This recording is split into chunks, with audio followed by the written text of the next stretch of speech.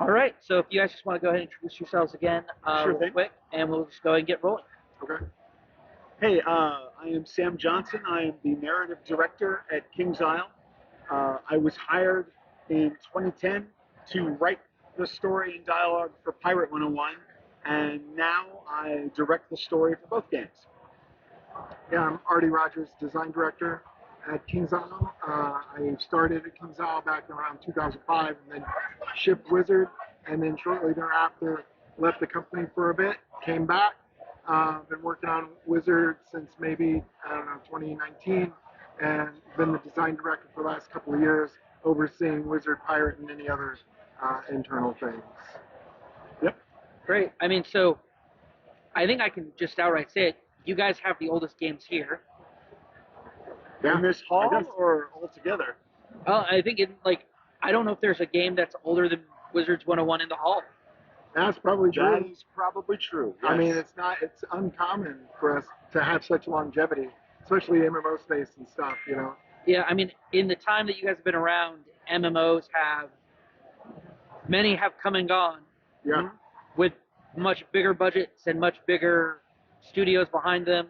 Yeah. I mean, so I guess the question is like, what's the secret of the longevity? Well, how familiar are you with Wizard, with the game itself? Let me just quickly summarize the games from a high level, and then we can kind of go into what I think makes us different. Yep. So, Wizard 101 is a MMO, and it is a turn-based MMO, which is uncommon, and it is a collectible card game, CCG, and it has cinematic card combat. So, in a shared space, you'll see a creature summoned, they'll perform an action, and then they'll desummon. And then we have we're very story centric, very narrative driven.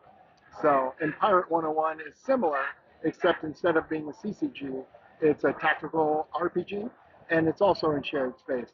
So you'll encounter a monster, a grid will appear, and you'll begin to fight, and then other players can join the gridded tactical RPG combat, or in Wizard, they can join the CCG combat. So in Wizards, when you confront a monster in the shared space, a combat sigil, what we call a combat circle, appears.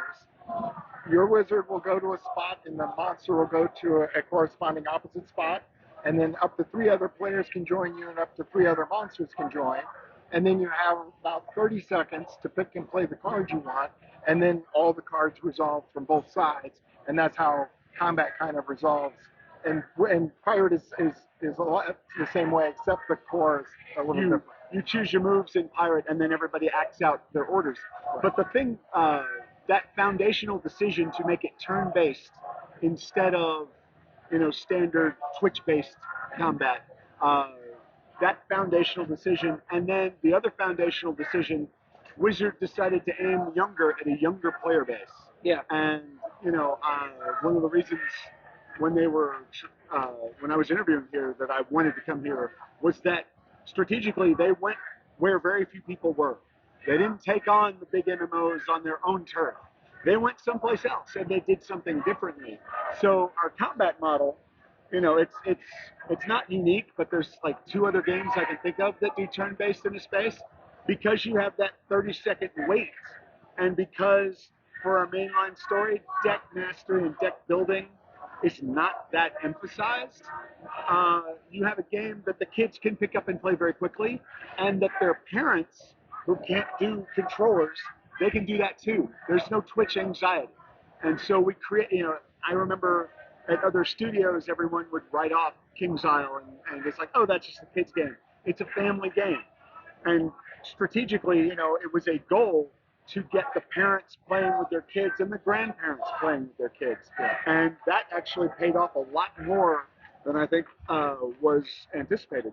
So we have the core mechanics, which are much more casual, and we have the story, which he, as the narrative director said humbly, is really, really good. But again, because we're aiming younger, we can use humor. Our goal is to create an accessible space. We have a lot of bad puns, we have a lot of jokes, we have a lot of silly characters. Our stories have stakes, there are, you know, bad guys doing bad things and you have to stop them. But at a surface level, it's a very inviting story. Yeah. And we pepper it with references and things that the parents will get that the kids won't. Uh, and so, and story is the only way that level advancement happens. You get XP from the quests. Right. So don't just go fight and grind stuff. I mean, you might get more treasure, but you'll never go up in level from that. So maybe a fair comparable would be like how Pixar takes on their movies, right? It's very accessible on the visuals, the humor, and things like that. But then thematically, you know, there are references that parents can appreciate, and thematically there are more nuances that more discerning moviegoers could also appreciate. Wizard, it's the same way, and we set out to do that from the onset. Like we wanted it to be accessible, so very bright environments, you know, lighthearted, top-level story, and then very initially easy to understand combat mechanics. But we also built in cultural references that we knew the kids wouldn't understand, but the parents would appreciate. And then at their heart, they are still MMOs. So we have a lot of familiar MMO mechanics that we felt like more experienced gamers or more aware gamers would appreciate. Right. And because we aim younger, our community safeguards, you know, we live or die by those. So with the regulations that we put on chat, with the regulations that we put on making contacts, we created a very safe space that the parents and the kids like to hang out in. And because there's no pressure on you to race to the top level and get the best gear, people, you know, if you're running a combat and someone comes and just jumps in your fight, there's 30 seconds plus spell resolution, which could take another 30 seconds or more.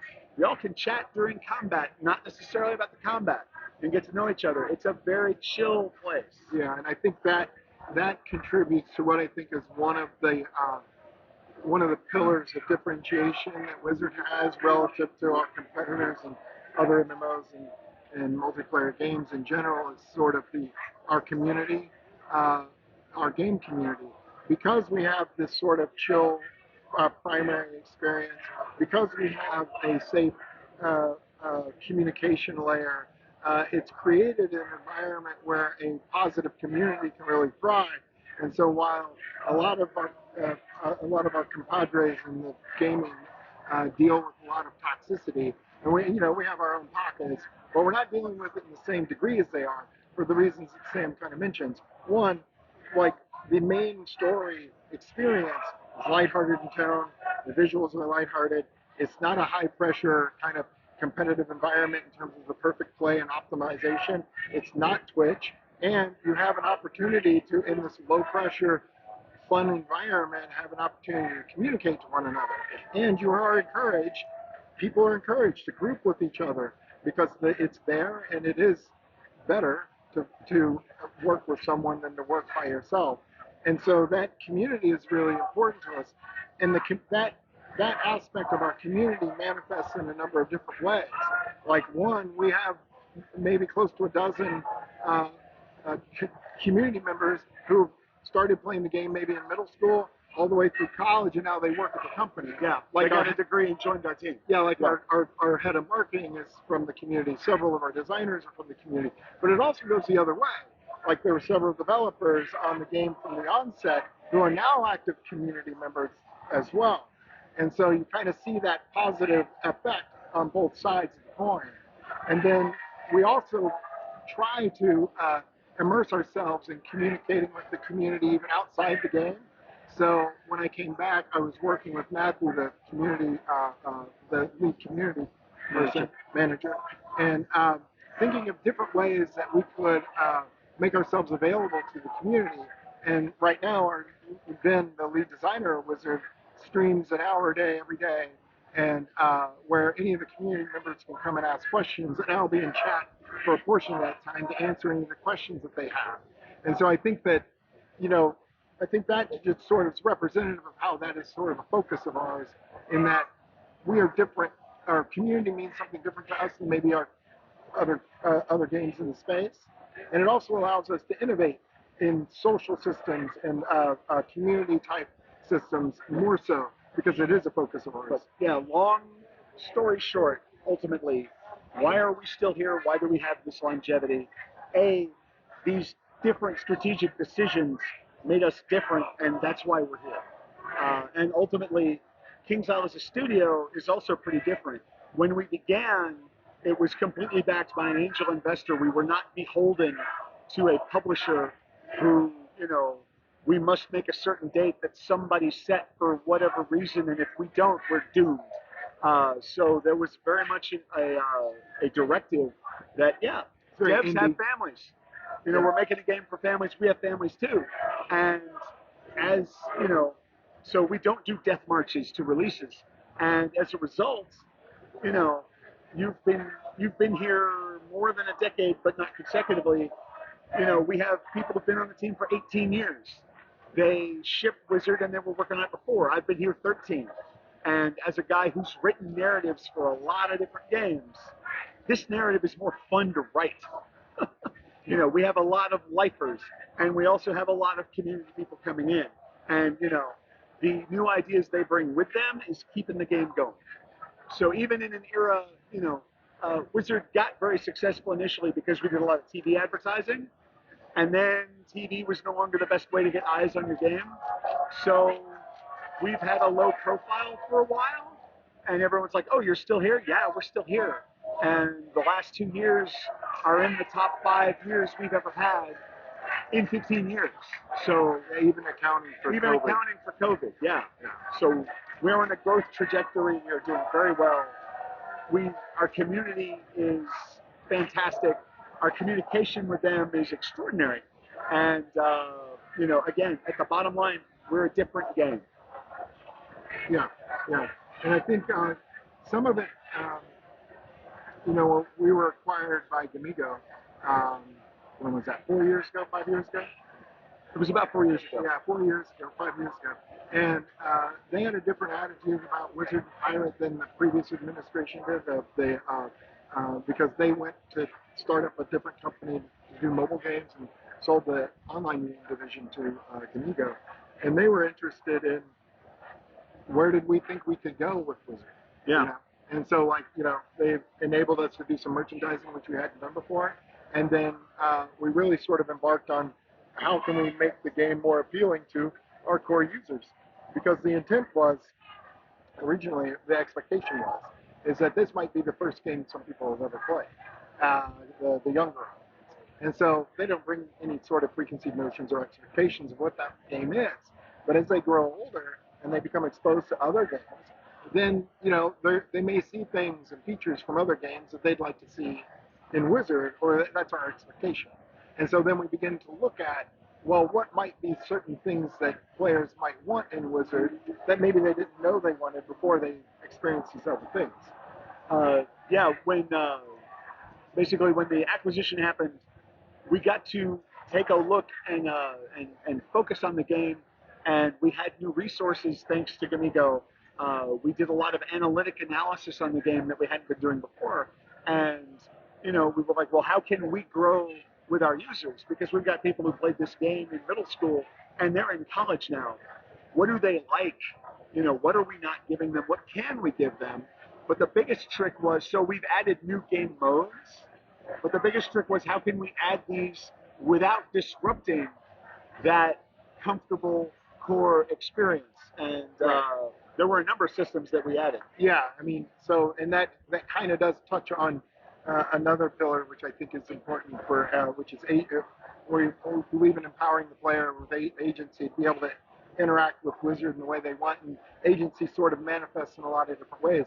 So when we're looking at adding new systems and things, these are the kind of lenses we look through to see, like, okay, maybe we draw inspiration from competitors, but we need to make it in a way that fits Wizard and fits Wizard's community. So one of the first things I did when I came back to Wizard was create an event system where we, like a typical event system, we turn on and off things. But this was a way that, in part, it could be a test bed for possibly exploring community interest to see how well are they engaging with these different events. And so, like, the decathlon was one event where I was curious about how is the community interested in sort of complex deck building? So in that case, the CCG stayed basically the same. But what I wanted to see is if they add a deck of only single-use cards, and they were trying to go as many fights as possible. So then it complicates the deck construction because you have to think 3 or 4 fights down the road, and it also it may influence how the order that you play cards. And then another one was oh, go ahead. Yeah, so the that pressure on deck building and strategy, the main line never really leans on that. But this, for the players who are into that stuff, Magic players, players who have played much more complicated deck games, they loved it. But again, we have to make sure that this works within our community, within our core concept and philosophy. When we first ran it, we realized very quickly that we needed to put safeguards and regulations in it because we had players who were playing it 16 hours a day, and that's not us. Right, that's not what we want. And Right. so Oh, so you guys put restrictions on playtime. we Right. regulate how often you can do it because, again, we got kids. I don't want kids doing that 24 hours a day. And not only kids though, right? So like Wiz is it's a relaxing environment for the most part. Like there's competitive areas, there's areas that are difficult and challenging, but when you come into Wiz, you can choose into those things. Otherwise, you're just going to be dealing with kind of this chill mainline that's kind of humorous and funny and interesting and whatever. But yeah, we try to put in some safeguards so that players don't feel an open-ended sense of obligation. Because not only are we talking about, families, like I don't necessarily have an open-ended ability to have open-ended obligation to playing a raid or whatever. So we introduced raids last year for the first time in Wiz, and I know it's a common feature in other MMOs. And so we brought them in, and I said that ours are going to be timed, so you have 45 minutes to finish the raid. That introduces a different challenge, but it also introduces a predictable time obligation. So instead of you having to make your life accommodate the game, now instead your life can be accommodated into your life. So if I have an hour before dinner, I can play a raid, and I don't have to worry about it because it is what it is. The timer starts in 45 minutes, the experience is done. And so that was really important for us. But I think that also might generate that interest of like, hey, how far can we get in 45 minutes? Exactly. It does. It is a challenge. But again, it's not a raid the way you'll have a raid in other fantasy MMOs, where the raids are the way you get the best gear, and the end game content, you can't compete if you don't have that best gear. The gear that you're getting from the main line is good, and the stuff you get from the raids, it's comparable. Yeah. But the specific nuances of it are key to their experiences. Yeah, and again, like we are an MMO, but we have to be mindful of what our game experience is like. So we're not a best in slot gear system. Like when we re-engineered the gear pipeline a couple of years ago, it was important that we have a variety of gear that are all comparable in power, and they may have some stat variances there to create the possibility of a meta for those that are really hardcore into it. But for everyone else, it's of relatively equal power. So it fits into an agency thing. If you want to engage in the game in this way, you'll get gear that is comparable to the gear that you get if you engage in it this other way. Because it was important to us that for the people that wanted to do raids, for the people that wanted to have a cooperative experience that was very much challenging, they have a way they can go. But we didn't want that to apply passive pressure to everyone else to feel like they had to do it at the same time. Exactly. And no one is ever going to hit a roadblock because they didn't do a raid. No one is going to gimp their character because they didn't do PvP stuff over here. If you want to do that. But yeah, this is the agency. We are also blessed because we have so much longevity that we've had the time to introduce lots of side systems and even innovate and improve those side systems. So we have housing. We have thousands of items you can put in your house. We have, I would probably say, more than 100 houses that you can invest in. And so we did all of that, and players use it as a form of self-expression. It's a way they can spend a lot of time. You invite your friends over, you do stuff, but we have Castle Magic also. Yes. Like, so Castle Magic is essentially like Redstone in Minecraft, where you can kind of create custom interactions and animations inside your own house. You make mini games. I saw bowling the other day, which is ridiculous. Little scripted events. Yeah, and then we also allow them to kind of leverage some of the card cinematics to create a really unique experience for each of their houses. And then we allow people to tour houses and rate them. So then if you're wanting to see what are the best rated houses, it's really easy to go through and do it. Yeah. And again, it's a way for some players to take pride in what they do. Yeah, there's a leaderboard, but there's no combat. Yeah, and there's no in that case there's no reward related to combat at all, and so you just engage with it because of your interest in it. And combat for combat's sake, rather than as a reward system. Yeah. Yes. Okay. And so we added all of these extra experiences for harder core, more adrenaline wanting players who, want to explore how good they really are at the combat system. So we've done all of that now, and now we're shifting in different directions to social interactions and social systems. Things like the housing magic and the housing ratings. So we looked earlier this year in the spring, we put out a new feature called Rate My Stitch. And what had happened was we had looked at what the community was doing on its own, whether it be on Reddit or other websites or whatnot, where a player would post an outfit, a screenshot, and go, "Hey guys, what do you think of my cool outfit?" And everyone would comment. And sometimes they'd even do polls and votes and things. And we're like, "Dude, we can do that. Let's put that in the game." Well, because like the way that Wizards fictionally is laid out is we're not locked into a specific culture or a specific time frame, right? Each of our worlds take place in a different culture and a different time frame.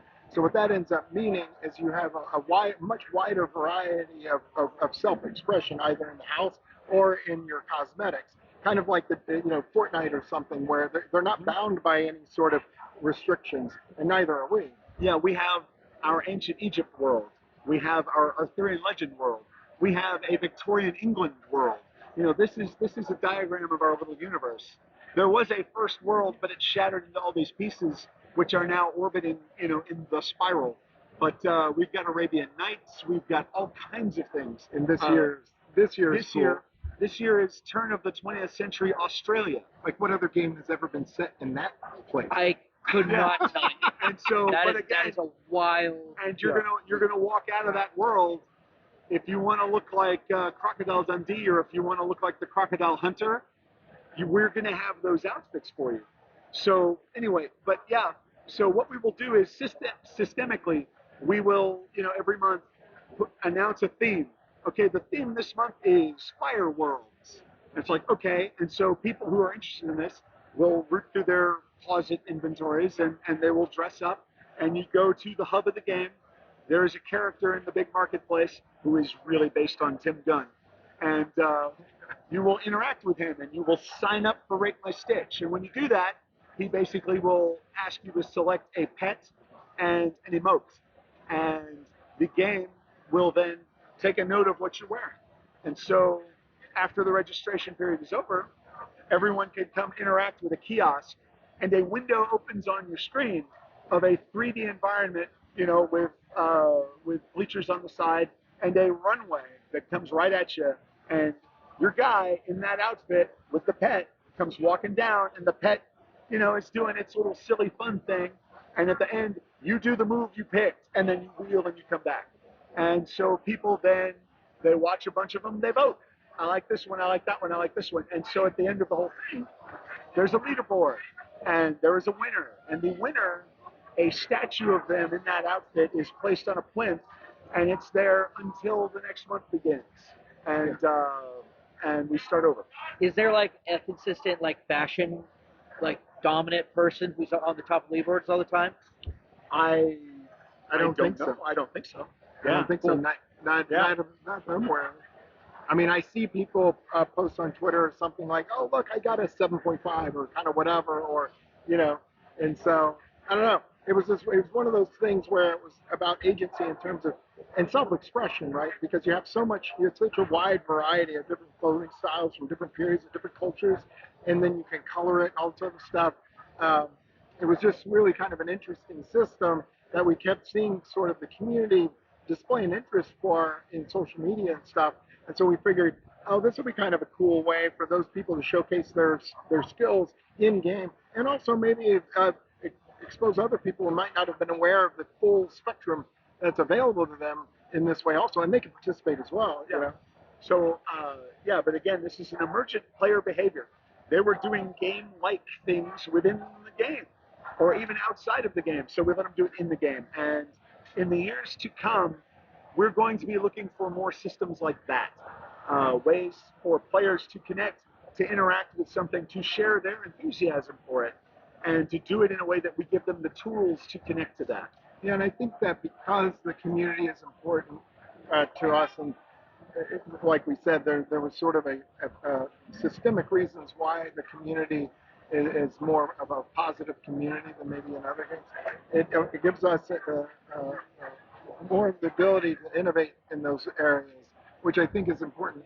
And so that's what we'll be doing. I mean, we do have this idea of challenge mode or advanced content, and that's on its course, you know. Yeah. But coming into the next year, we're going to put some more effort and thoughts into, at least, innovating in the tools that allow people to connect socially more. Yeah. Awesome. Okay, I think a quick follow-up question for you guys. Yeah. Out of all your worlds, which is your favorite? I'm biased.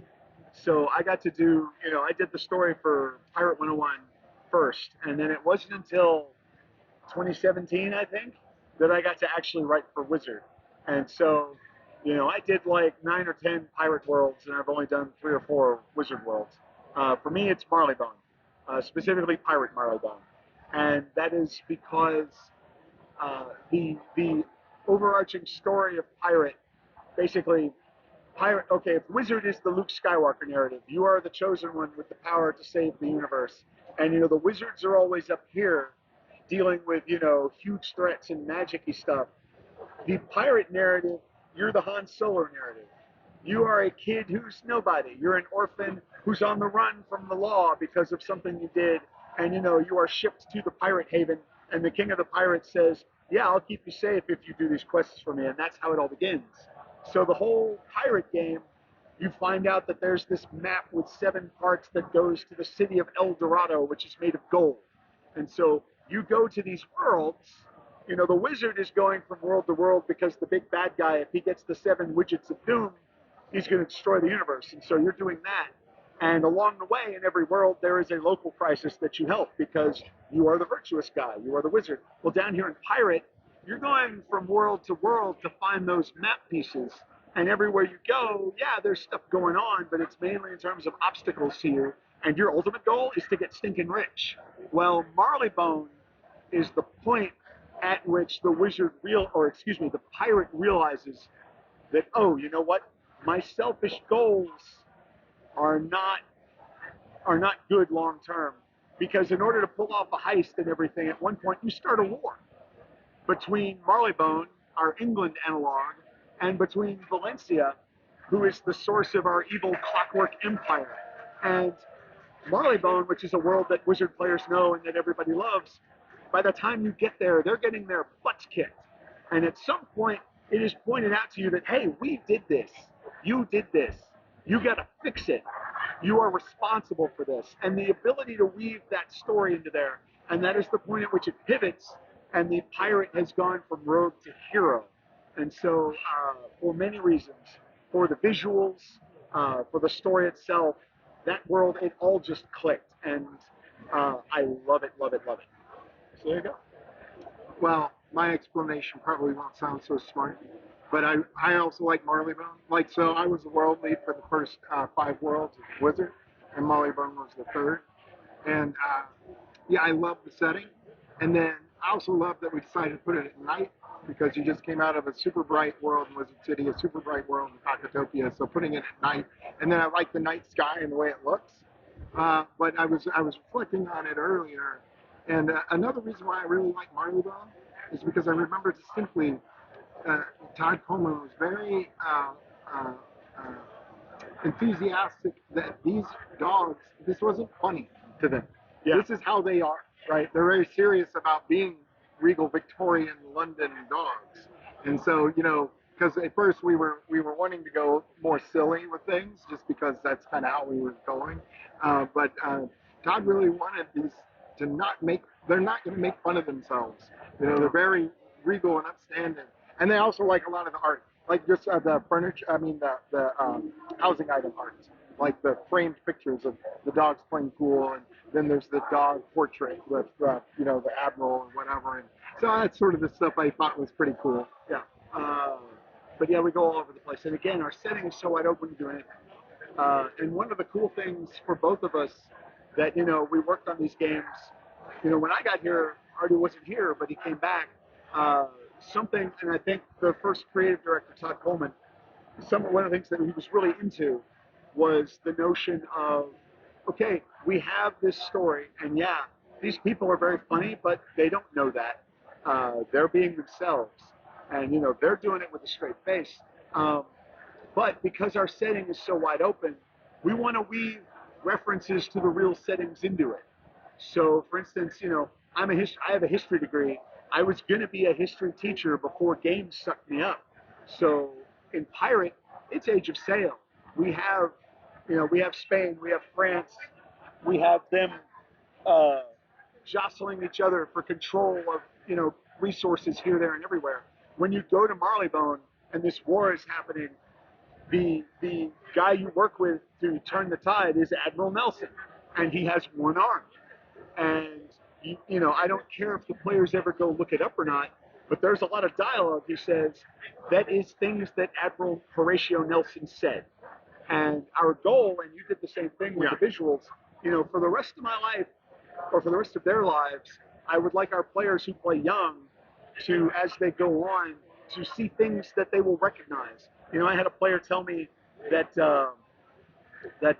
you know, in Pirate Aquila, which is our Greco-Roman world, we do the Iliad and we do the Odyssey. We do them silly with talking animals, but we do them. And I had a guy tell me that he passed his class because he could not wrap his head around the reading, you know, at a surface level, but he knew what the story was about because he played pirate. He knew who these characters were and what was going on, and thanks to that, you know, it wasn't like he was cheating on his test, but that got him, you know, he was able to get the rest of the way because of that. And as a guy who wanted to be a teacher, man, if we can do that, if we can get one player to read a book or to see a movie that they would not have seen before and actually learn something, then Yeah, man. like we have, you know, yeah, when I was going through it, like the old Egyptian stuff, you know, I'd research various buildings and various artifacts or whatever, and then try to put, you know, representations of those. Always thinking like, oh, it'd be cool if, you know, later on down the road, the kid sees it in a history book and says like, oh yeah, I recognize that from Wizard. But we also put in a lot of, yeah, cultural references too. Like with each world, you have to search for 10 hidden items, and they're all inspired. They're all referencing band names. Yeah. And so, like again, it's one of those things where it's like, oh, would somebody look it up and then to find the band? Well, that'd be kind of cool, you know. Yeah. Or like what you guys did with the last world, I always felt was really interesting. Yeah, so, you know, and again, to the band things, the first quest in Wizard, you're getting the Smiths. They're these little dwarf guys, and they're scattered all over the place. So go find the Smiths and bring them back. And as time has gone on, the joke has been, as we've brought into it, that the quest giver, when he tells you to go get them, his quest text is peppered with lyrics. But yeah, in the most recent world, you were getting the talking heads, these little, you know, yammering things that you would go bring back. But yeah, over time, because a lot of our players were older to begin with, and because even our younger core players are now much older, we're telling deeper stories. You know, like I talked about in Pirate, with that lesson about, you know, responsibility. In Wizard, our fourth story arc deals with this entity that came from outside the universe that was a zero-dimensional point, and it was nothing. But at the end of Arc 3, you have this huge cosmic battle with a Titan and it shakes the universe, and nothing became aware of the spiral, and it peered in and saw you. And so it starts extruding into the universe. And when it gets here, it doesn't know what anything is because it doesn't know what things are. So it can't speak. But you suddenly have this invisible thing that no one else can see.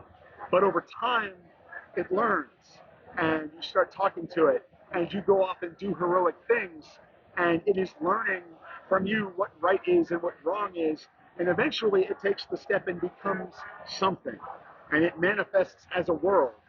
But it's telepathically kind of connected to all these different cultures, Spain, France, all of that. And so it wants to look like that, but it can't filter it, so it all comes out really jumbled. And so instead of the Arthurian legends or, sub-Saharan Africa, we have a world that is surrealist art. Yeah. And it has an Escher dungeon, and it has giant fruit floating in the air, and in the hub, there is a giant eye looking down instead of the sun that is a waterfall of purple water going over here. And it's, when I came in to do the fourth arc, I was like, let's do something different. And so this whole notion of this entity that is learning to exist, we're like, no one's ever done that before. And this is what took the place of a big bad. Oh, big bad gonna get the thing and wreck the world. We did that 3 times. Let's try something different. And so we ended up there. And every time I've been like, this might be too much. I think this is too weird. And every time our studio director, Leah, goes, no, do it. Do it. I'm like, I don't know. Do it. And so we did it. And yeah, the response has been tremendous because, again, a lot of our core players are very old now. And a lot of their parents went, because the entity names itself Dasein, which is a term from German existentialist philosophy. And so we've got comments, it literally means being there, Dasein. And so we had a lot of people go, I can't believe you did that. And I was like, why not? We can do anything else. So, let's do this. And I have always had faith that the players, we don't have to dumb down to you, even if you're young. I've been asked before, well, is there stuff you build into your writing? And I'm like, no, we put in words, knowing that the younger players will go ask what it means or Google it. Okay, again, learn. That's how I learned. I learned to read and to write reading Marvel comics in the late 70s. And so I want to do the same thing here. Yeah, and it's not. Yeah, it isn't that it's educational. It's just that, we were both aspiring educators. Mm-hmm. And, when I look, and he had formal education in history, and I didn't. I was English and psychology and a minor in math. But when I look back at history, I mean, it is full of interesting characters, interesting people, interesting events, interesting buildings. And so it just felt like, well, why not use that? It's there and it's cool, and it makes that it's real is even cooler to me. Yep. Like Tenochtitlan being a floating, city floating on a lake. The old Aztecs and stuff. That stuff just super cool to me. That it actually is really happening makes it even cooler than if someone just made it up whole cloth. Yeah. People say truth is stranger than fiction. Truth is cooler than fiction. Yeah, truth is but we also, because we touch other people's mythologies, their fiction is really cool too. As cool as our fiction that we all know. And like going into the New World this year, I'm excited to see sort of what inspirations we pull out of the oceanic mythologies. Going into Australia, we have the outback. Well, we have some myths. There's a giant frog that drank all the water in the world. And you have to make it laugh, because if it laughs, it'll spit the water up. And, in this area, okay, we can grow our food again and not be in crisis. This is the kind of stuff we love to play with. Cool. Yeah, I mean, that's pretty much it. Cool. Yeah, I think